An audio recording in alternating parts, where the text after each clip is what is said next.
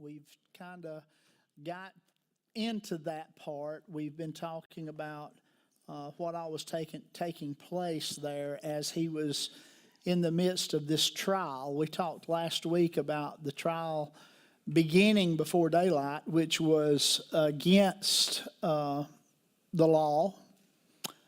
So it was an illegal trial to begin with, but then it did get daybreak before it ended. My historian is behind the wall, and he'll be coming with us shortly because I know he'll want to talk about it. But the Sanhedrin being the governing body of the Jewish faith. If you've ever wondered a little bit about that, when we were talking about the Sanhedrin and talking about the high priest, talking about the Pharisees, they were the governing body of Israel's religious group. So the Sanhedrin, when there was trials taking place, this is who you would go before. They were very strict in their laws and in their judgments. They held people to, you might say, we would say today, they held people to the fire, on all of the laws that they'd put in place. You want to add anything about the Sanhedrin at all? No. I know we've talked about it before. But we actually got through verse 67 and 68. I don't know if we talked about it much, but let's back up to verse 65 and just kind of go from there. Jesus is before the Sanhedrin. Jesus is on trial. And I'm going to back up. I want to go all the way back to verse 63. Jesus had remained silent during most of this. I know we talked about it last week, but we're going to finish this up, though. The high priest said to him, "I charge you under oath by the living God, tell us if you are the Christ, the Son of God." "Yes, it is as you say," Jesus replied. "But I say to all of you, in the future, you will see the Son of Man sitting at the right hand of the Mighty One and coming on the clouds of heaven." Then the high priest tore his clothes and said, "He has spoken blasphemy. Why do we need any more witnesses? Look now, you have heard the blasphemy. What do you think?" "He is worthy of death," they answered. Then they spit in his face and struck him with their fists. Others slapped him and said, "Prophesy to us, Christ, who hit you?" That kindly was where we ended last week, if I'm not mistaken. I wanted to go back and say that Jesus had just made a prophecy. He had talked about in that text when he says, "I say to all of you, in the future you will see the Son of Man sitting at the right hand of the Mighty One." He was going to be their judge. Even though they're judging him for blasphemy, which, they said that he was a liar because he was claiming that he was the Messiah, even though he had fulfilled all the prophecies of the Old Testament. He had made, as I preached Sunday, Jesus prophesied the day before there on the Mount of Olives and talked about the incoming events, the near incoming events that was going to take place. So now then, he has just made a prophecy. He's saying, I'm going to be sitting at the right hand of the Father, and I'm going to judge you. Mm-hmm. You're judging me today, and it's unjust judgment. But when I judge you, it'll be just. Because he knows what? He knows the intent of man. He knows the motive of man. He knows our hearts. And he knew theirs, even though he had remained silent up into this moment in time. You talked about that last week and went back to the passage in Isaiah. And but anyway, the last thing that they were saying was, prophesy to us, Christ, who hit you? Now then, we get to your favorite passage of Scripture. I know we Yes. covered some of it last week, but I don't. Yeah. Well, let's back up just a minute. Okay, I had a thought. I had a thought. okay, Yeah. okay. Going back to where when the priest says, "You heard the blasphemy." One, it's they're looking at Jesus as man when he says he's the Messiah. The Messiah is supposed to be the king, the ruler. They're still looking in human eyes, not in God eyes. Sometimes how we want to see God act in the way we want him to act. Sometimes we've had those prayers where it's like, Lord, do this because that's what we want. And we're expecting an outcome that we want. They were under the same impression. They were looking for King David again. They were looking for this new kingdom to be set up where they're in control, where they're this great nation. Once again, that's what they were looking for. They weren't looking for Jesus fulfilling the prophecies, Right. of saying who he is. So that kind of struck me there as like, wow, they're still looking with the man eyes. They're of selfishness, really, of we want to be back in control and in charge. So, but that brings us to here. Yeah. Verse 69. Let me make sure I'm on the right thing. There's a lot in this. So now Peter was sitting out in the courtyard, and a servant girl came to him. You were also with Jesus of Galilee, she said. Before though, Okay. remind them of what Jesus had told Peter, in case somebody don't know. All right, let's go back a couple of verses here. Remind them. Yeah. We got to go back to verse 31. Jesus told him, says, he was telling the disciples this. Remember, we're still in the upper room with Passover. And Jesus tells them, this very night you will all fall away on account of me. We can go back, we can fast forward a little bit there to the garden where it says when Judas betrayed him, they all went their separate ways. It wasn't just the three, it wasn't Peter, James, and John. They had met back up with the rest of the group when Judas came and betrayed, and when they took Jesus into custody, they all pretty much fled. It's accounted in all four Gospels of kind of how that went down.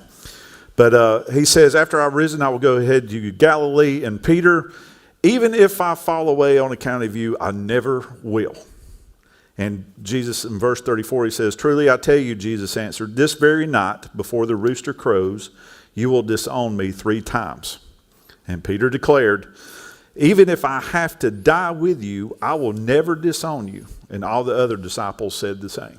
Okay. Yeah, and just in case, you need to know that before we get to this. Okay. So Peter sitting out in the courtyard, the way this area was set up, it's near the temple. It's not within the temple itself. It's not within the normal Sanhedrin meeting areas because, like we spoke about last week, this is a late night kangaroo court.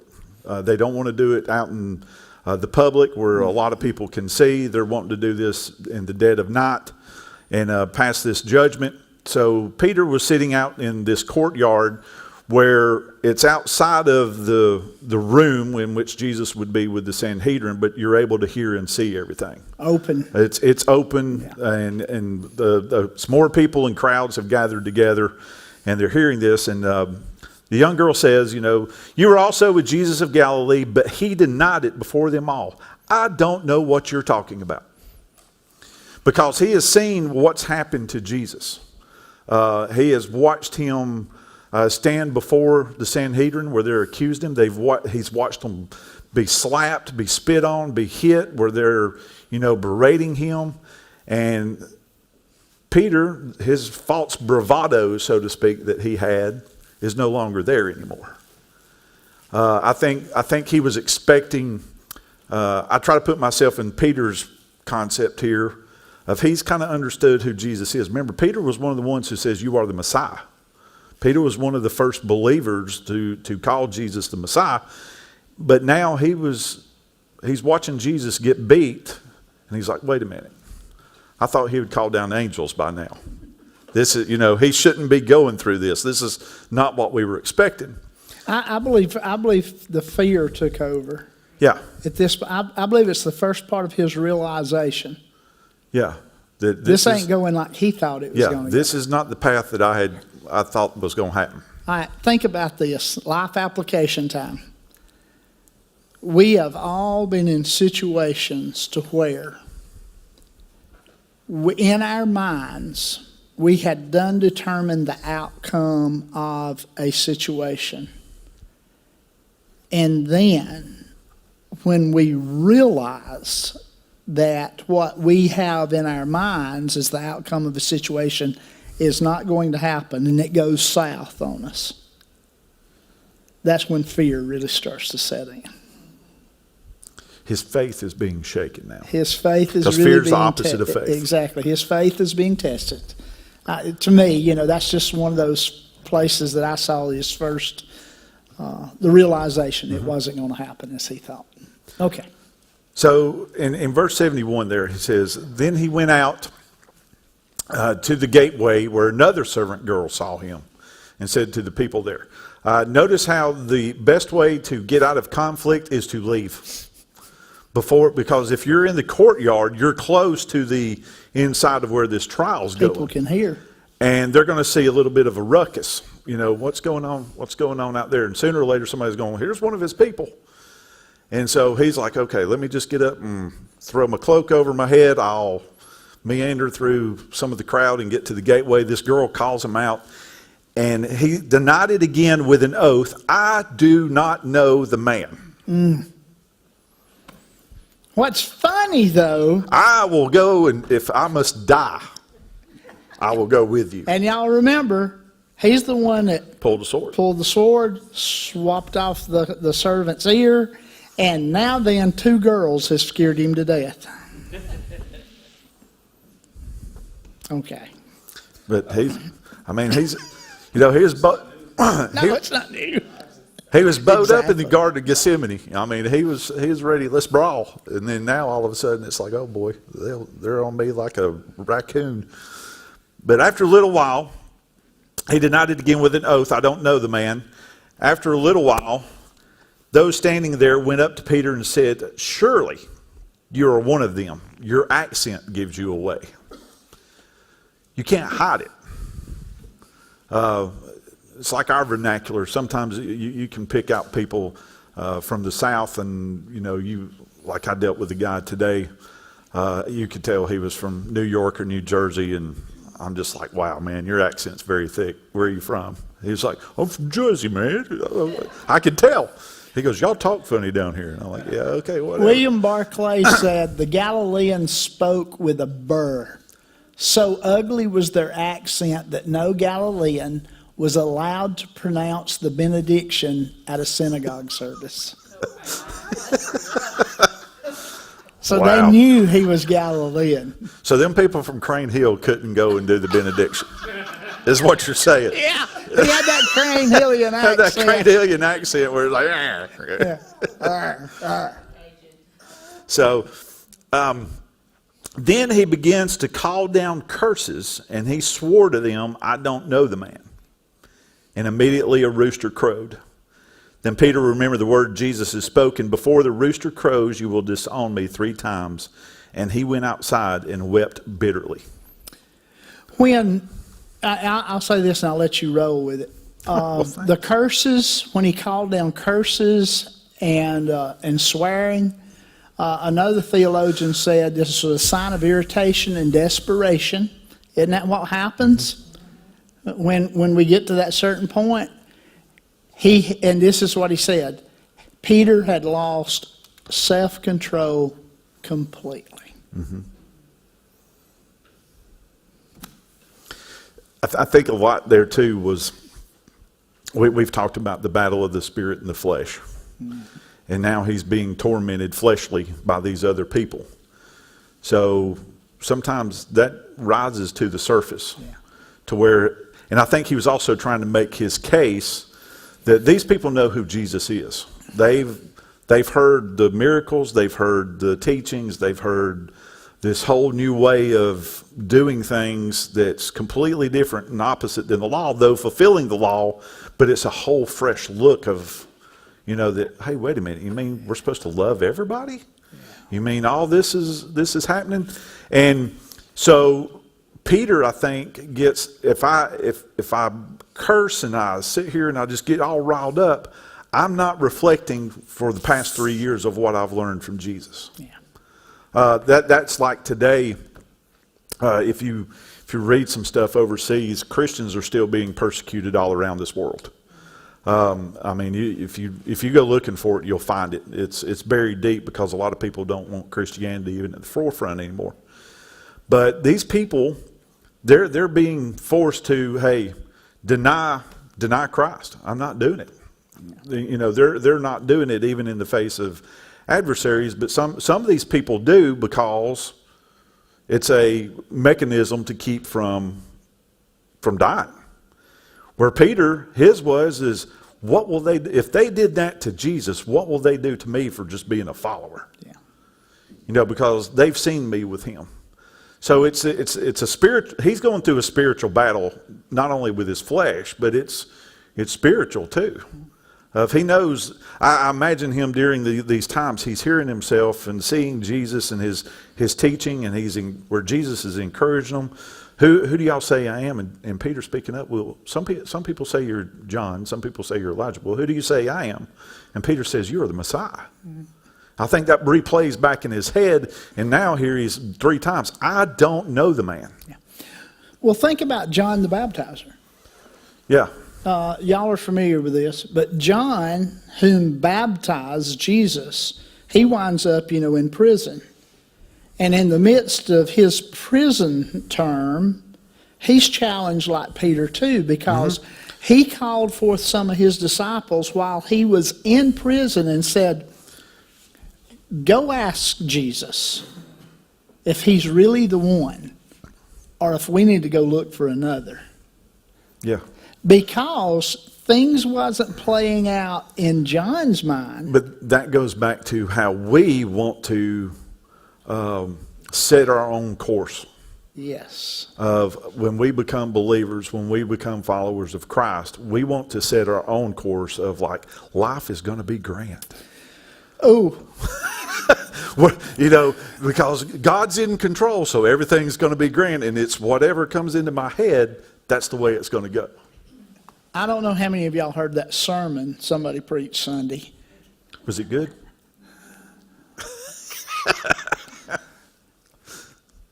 We live in an ever-changing world. Mm-hmm.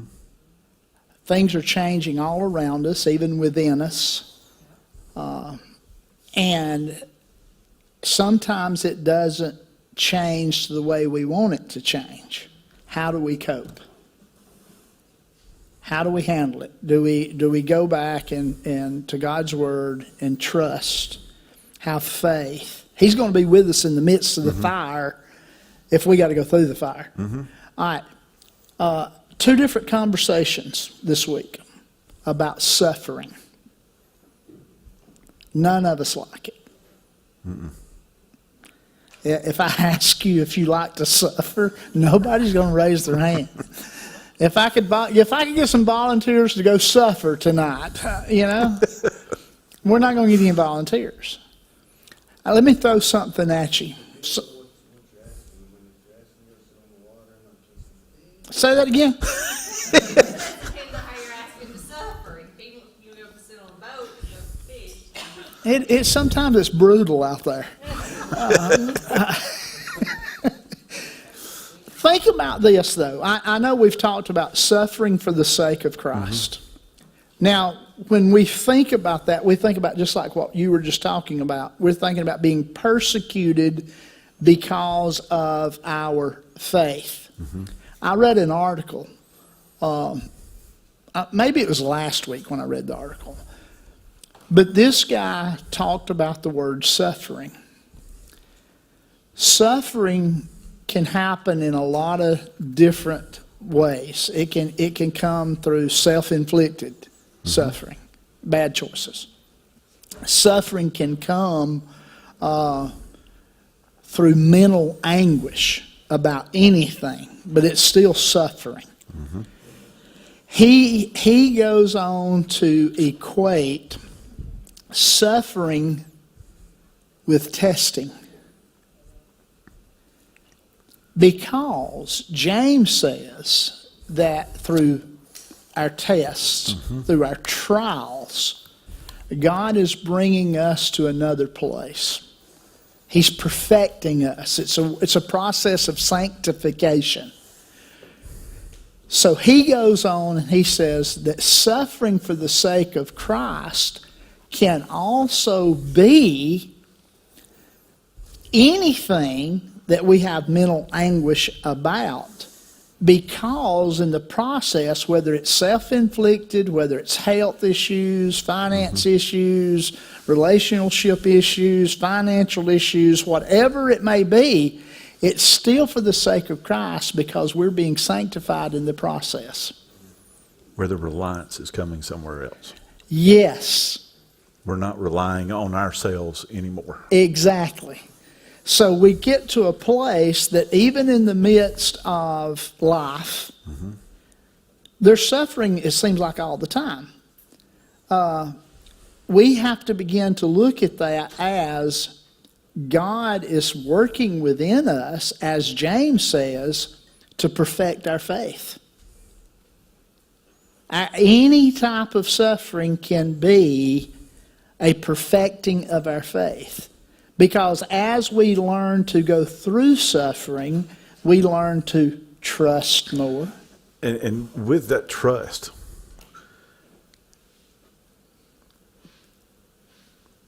our trust with God, it should be completely different than how we trust other people. Yeah. You'll let me down eventually. Yeah. But, it goes back to that, well, you're only human. Yeah. But a lot of times people look at somebody, you trust them to do something, they let you down one time. Well, whatever. But with God, sometimes with our trust, it's like, well, I wanted to be out of this and done today. I can only suffer for an hour. Instead of sitting there and just trusting, I'm going through this and I know God's got a purpose and a plan. And I trust Him that when it's all over with, that His glory is going to be revealed and He's going to bring me out the other side. Yeah. No matter what I feel during this process. Every time we go through a trial, God knows how we're going to handle it. Before we ever start in it, God knows, His foreknowledge. He knows how we're going to. We may say, like Peter, like John, I will, if it kills me, I'll be there. But when we're in the fire, I don't know Him. when we're in the midst of it, our true identity shows up. And when our true identity shows up, we realize then we ain't who we thought we are. Well, here's a question. Do you suffer the same way one time? Or can you have a suffering several times? Okay. To where God's trying to teach you the way you reacted was not the way I wanted you. You did this and now you're going through it again, to where it's like, I'm trying to teach you something. Yeah, it's kind of like going to get your driver's license. Now then you do your written thing on the computer. And when I was renewing my CDLs or getting my CDLs several years ago, I didn't think I'd ever want CDLs again. I let my CDLs go. And then somebody says, we need you to drive the bus. we don't want you to drive the bus. We want you to suffer. Oh, yeah, for the sake of Christ. And so I went and I did it. Well, I said, I can pass that test. I didn't even look at the book. Well, when I got there, there were some questions on there that I wasn't real sure about. So I guessed. I got them wrong. And I think if I'd answered one question right on the air brakes, I would have got my CDLs. And the gentleman said, for another $25, you can take it right now. Testing. We fail this time. We should learn because you only had two choices. You know, and I know which one that I missed. So if I go back and I make a different choice the second time, I'm going to pass that test. Then I can go on to the next test. And It's advancing. me personally, in my dealings with different sufferings, and in my life, each one prepares me for the next one. To where I've been through that, this one I can do this one too. And then it's also giving you, it's filling up that spiritual bank a little bit to get you through that next suffering. To where you've been, because during those sufferings you wind up encountering the presence of God. When it's all said and done, you feel that spirit of where You hope he was so. he was with me through the whole way. You know, You learn to trust more or you get bitter. yes. True. And then guess what?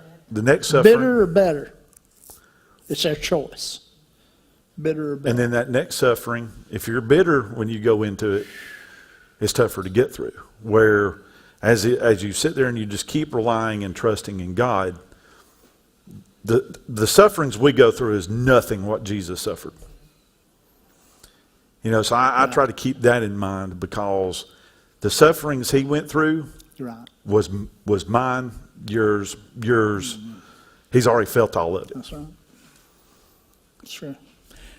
But I brought that up though, because we can see Peter suffering through this. How, can you imagine? Yeah, he's suffering. You're one of them. And he's, man, this guy I've been around for 3 years. He's my brother.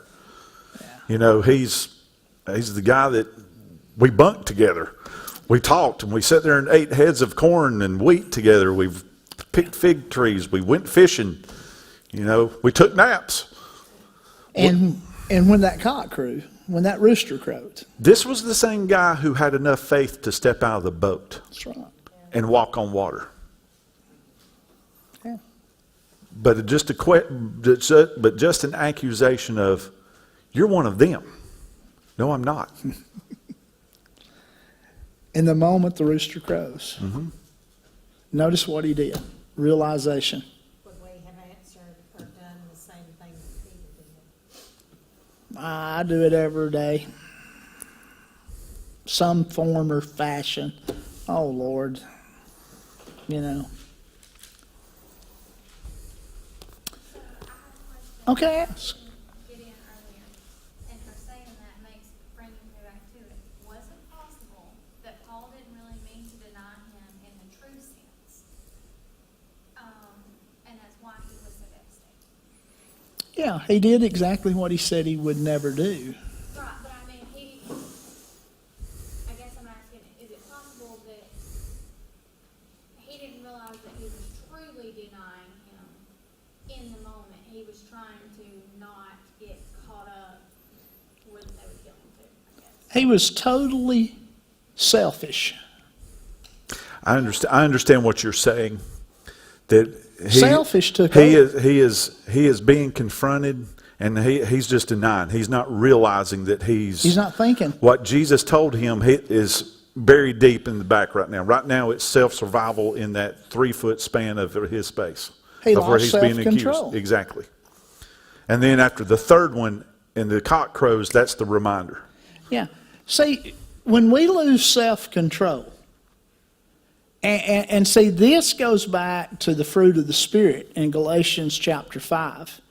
One of the fruits of the Spirit is self-control. The Spirit of God that dwells within us, we should always be growing it, exercising it. And self-control is the very last one that is mentioned of the fruits of the Spirit. Because it's the hardest to tame. Yes, because what happens when we lose self-control, we become totally I-oriented. I. Remember the pyramid? I, me, mine, myself. Nobody else exists. It's all about I, it's all about me, it's all about mine, it's all about myself. That is a lack of self-control. Because the I orientation takes complete control.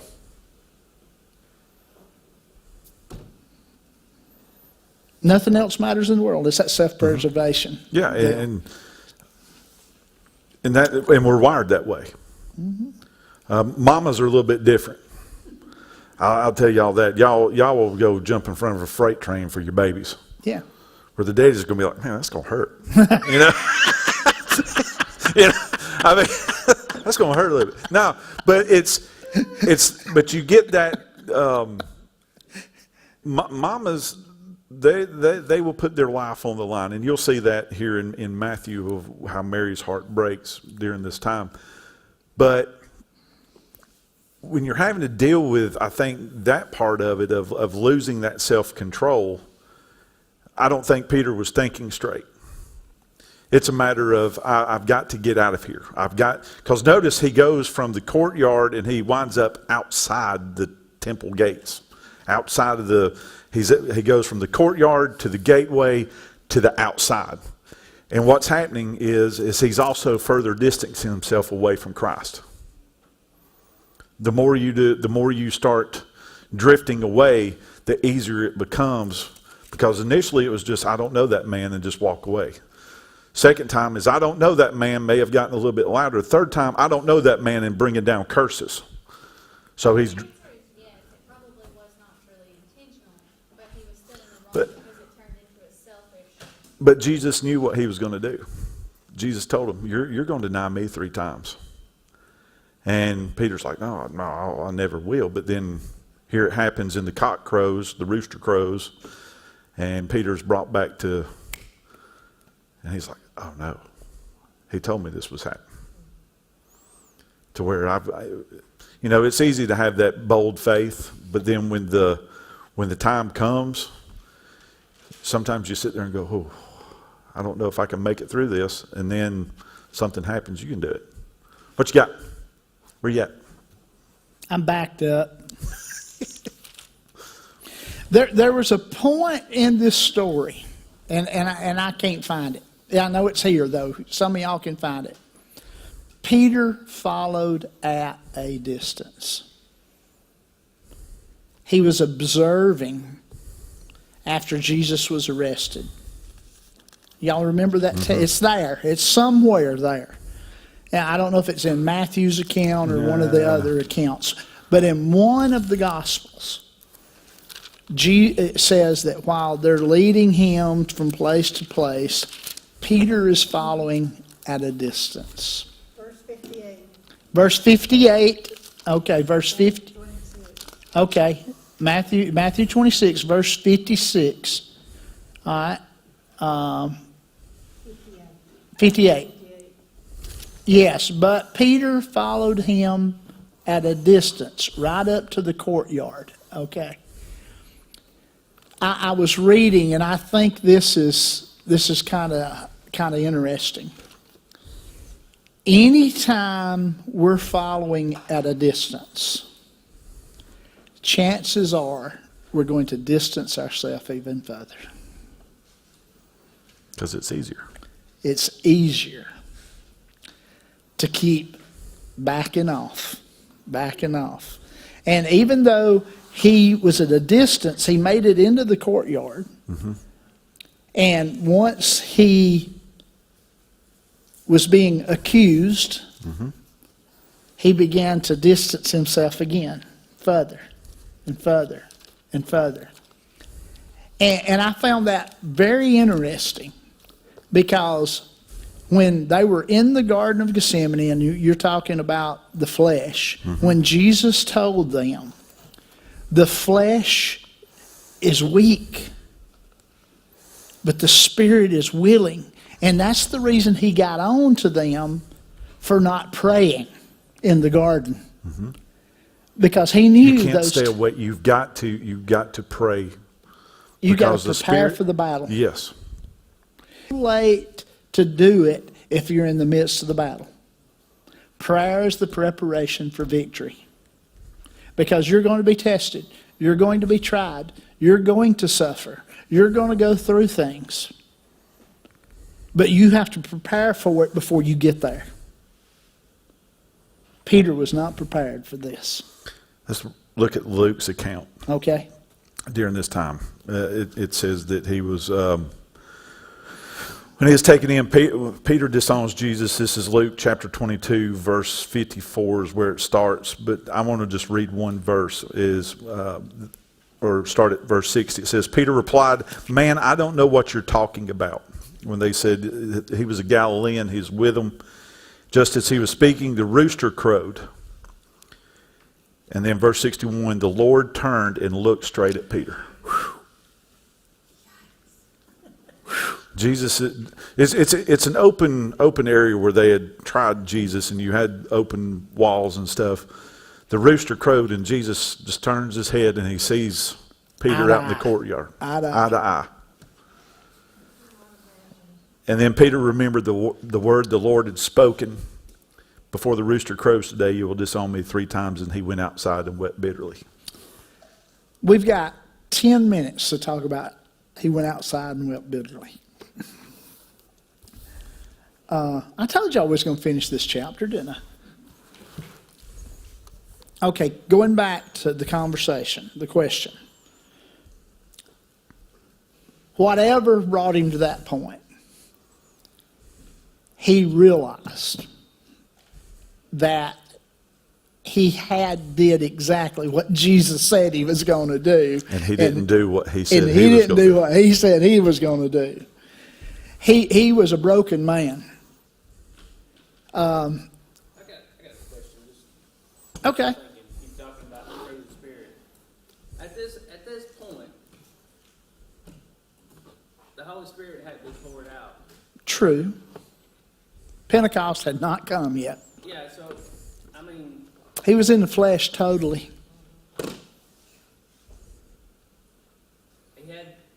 he didn't have no nudge. Even though there was an anointing on the disciples at different times to do certain things, you're exactly right. He was not an empowered, spirit-filled man, because even we all the way up to the crucifixion, all the way through the 3 days before, or the 2 nights, 3 days before the resurrection, what are the disciples doing? They're fearing for their lives, because in their head, they're saying, we're all next. They crucified Jesus, and as quick as they find us, they're going to crucify us. They're all in the flesh. Fear is dominating them. And in the midst of their fear, I'm going fishing. in the midst of their fears, they resorted back To what they knew. to what they knew. Isn't that what we do? We do the same stuff. We know that our actions are not good for us, whatever that might be.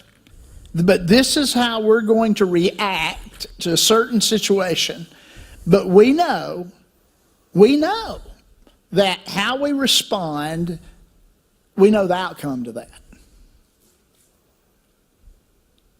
That can be a place of security even though it's wrong. Because it's our norm. We all have our norms, whatever that may be.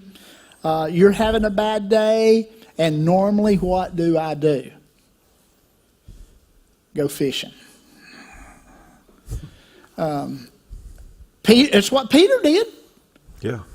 Peter's norm was, he says, I find more peace, I find more security. He was frustrated. Yes. And he needed to get away. And what did he do? But Boy, we're jumping way I ahead. know. Wow. I know. Peter's frustrated at himself, I think, during this Sure. time. Don't you ever get frustrated with yourself? He's questioning. I told Jesus, the Messiah, this, and I didn't follow through. And I told him I'd always be there. I believed who he was. What do I do now? And he looks at others and says, I'm going fishing. That's his norm. Okay, but here's the deal. We have destructive habits that a lot of times that's our norm. So we go back to that destructive habit, and that's how we cope. And when I mean destructive habits, I have a tendency to eat a lot when I'm frustrated. Stress, little frustration. That bag of popcorn looks really good. Ty's holding up French fries right now. He got burrito back there. Burritos, okay. Whatever it is, though, we have to come to an understanding that the norm, if it's bad, if it's self-hurtful or other hurtful, we have to find a different alternative. Mm-hmm. Whatever the scenario is, Peter was in that situation. He was sorrowful for what he had done. This goes back to what you're saying. In the flesh, we're weak. We're really weak. After the day of Pentecost, these guys are no longer in hiding.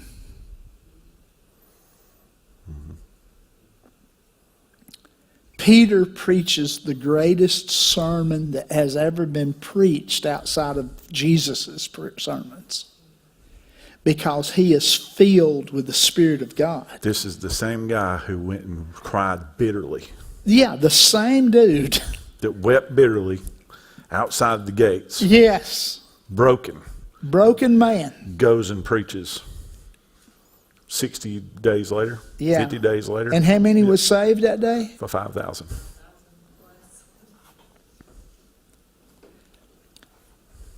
The flesh is weak.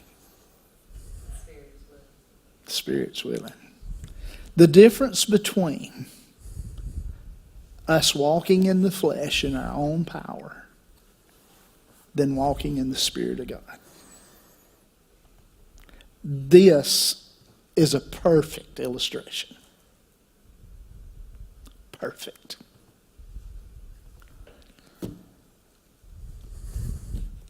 Thoughts, comments? We're not going to start the next chapter. It's 7:26.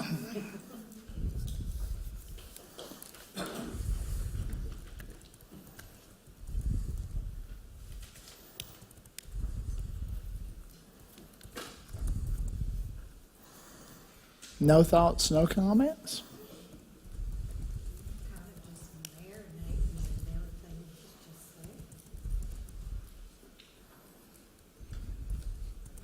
Plate full. Yeah. Now may the grace that brought you to this place go with you and keep you in Jesus' name. Amen. We'll pick up in chapter 27 next time.